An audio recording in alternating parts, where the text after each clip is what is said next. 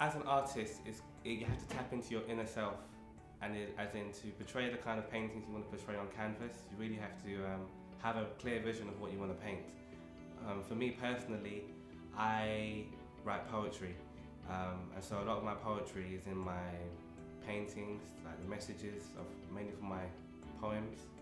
The skills I've acquired over the years come from studying great artists, European artists like Caravaggio, Michelangelo, two of my favourite, great African American artists like Ernie Barnes, the late great Ernie Barnes, Frank Morrison, Morris Evans, just to name a few. So just by observing other people's technique and infusing that into my message, my vision, is how I do what I do.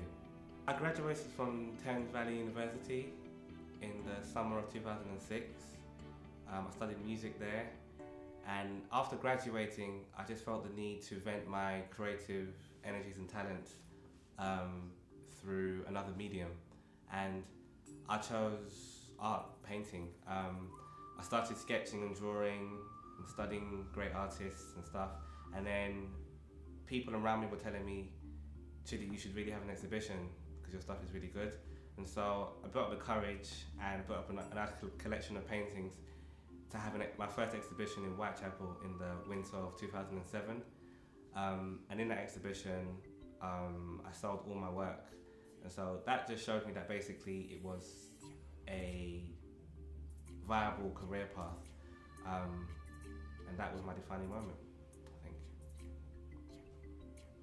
I believe that my paintings stand out because the subject matter is rooted in my poetry, and my poetry has a lot of meaning, and so the general depth of the painting is always questioned by the viewer.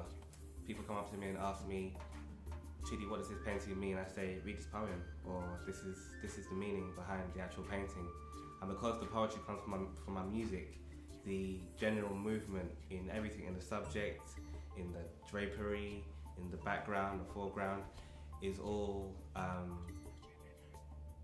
rooted in that meaning.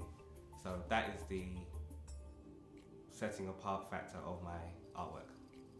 My motivations for painting stem from feeling a great need to translate what happens in society into my paintings, in terms of, the great timeless human emotions like love, pain, religion. I put all of those into my paintings, and that's what keeps me motivated. Seeing things around me and around the world that I can encapsulate and put into my paintings in a dynamic way, which is fresh. My influences in my work come from the different places I've been fortunate enough to live in my lifetime. I was born in England, I've lived in West Africa, and now I live in America. The cultures and the people in those places have left a deep impact on my psyche when it comes to my work, and I feel that that's the main influence in my work is the people and the culture that I'm surrounded by. People often ask me if I make mistakes in my work, and if I do, how do I correct them? And I answer them very simply by saying, you're always going to make mistakes in your work, but you have to be able to mold those mistakes into something that fits the overall painting and picture, to the point where the viewer doesn't realize that you've made a mistake, because everyone's got a certain perception of the painting. So keep that in mind when you're painting a piece. My advice for aspiring young artists is to first understand the medium, really develop your craft, and get a true understanding of what it takes to actually be an artist, technically. After that, it's just about translating your vision from your mind onto canvas. That is the ultimate essence of being an artist, to get what's in your mind onto canvas. In the future, I see myself continuing on my path of infusing my poetry into my paintings, and also more societal and political topics in my paintings. I also would like to continue exhibiting around the world, and one day I'd like to have a school of art, a global school of art, where I can teach young kids how to paint and how to forge a career from painting.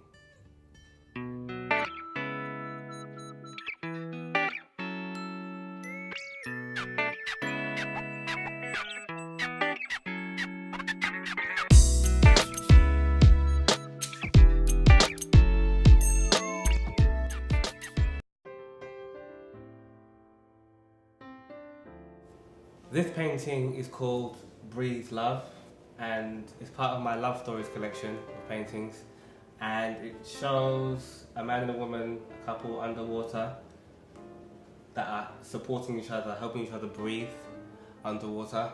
And I painted it in a single tone blue colour, just to emphasize the abstract nature of it and the whole union of two people coming together, helping each other kind of support themselves through being underwater, almost like breathing love. So they're breathing love in between each other. This painting is called Lost in the Sea of Love, and it depicts a couple in a boat.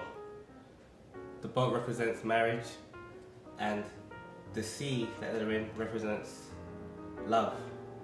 And so this couple are lost in the sea of love because they are together without God, and so they're heading into the rough waters, and they're reaching out to the heavens for help in their marriage, which is about to hit the rocks. So that's what it is. The couple in the background are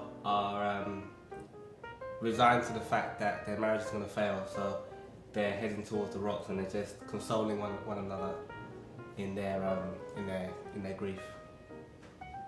And at the very last moment, the couple in the centre reach out, and the angels come and steer the boat away.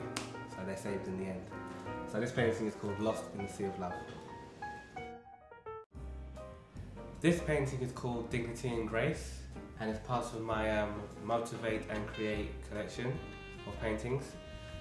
The message behind the painting is the fact that grace and dignity are interchangeable in nature. So you have a swan, which is synonymous with grace in nature, and I've interchanged that with a nude picture of a woman who carries herself with grace, and so the two are interchangeable. So you have a lady riding a swan, and they both have dignity and grace combined.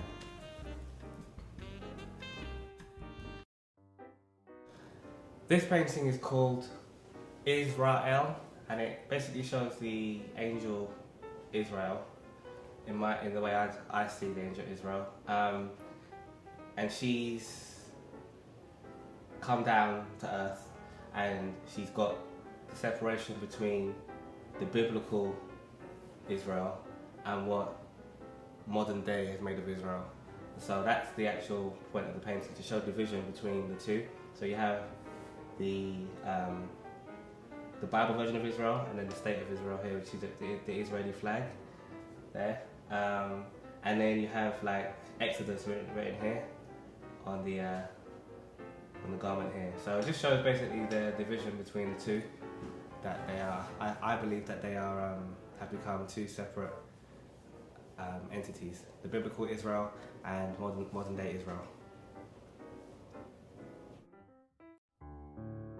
And so this painting is called Perfectly Imperfect, a Love Scene, and the whole meaning behind the painting is to show the fact that a man and a woman can be so perfectly in love to the point where they're imbalanced. So I have a man, male figure here, he's holding the world in his hand, and the female figure, she has the moon and the sun.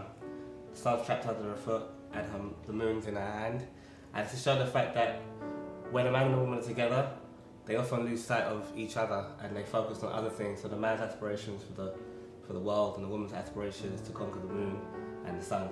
And so that's the meaning behind the painting. Perfectly Imperfect, a Love Scene.